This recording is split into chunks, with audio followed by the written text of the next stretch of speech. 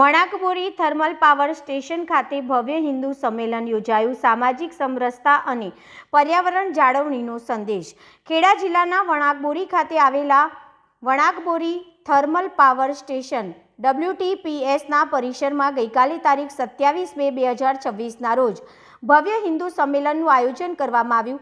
કાર્યક્રમમાં આસપાસના 7 થી 10 જેટલા ગામોના હિન્દુ સમાજના અગ્રણીઓ, વડીલો તથા મોટી સંખ્યામાં ગ્રામજનો ઉત્સાહભેર જોડાયા હતા।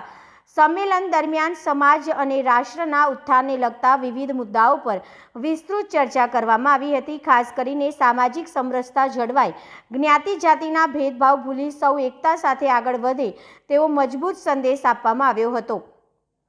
કાર્યક્રમમાં પર્યાવરણ સંરક્ષણ અને સ્વચ્છતા પર પણ વિશેષ ભાર મુકાયો હતો। સ્વચ્છતા ત્યાં પ્રભુતાના મંત્ર સાથે પ્રદૂષણ મુક્ત પર્યાવરણ જાળવવા સાથે પ્લાસ્ટિકના ઉપયોગમાં ઘટાડો કરવા સૌને આહવાન કરવામાં આવ્યું હતું। સાથે જ સ્વદેશી વસ્તુઓ અપનાવી દેશના આર્થિક વિકાસમાં યોગદાન આપવાની અપીલ કરવામાં આવી હતી।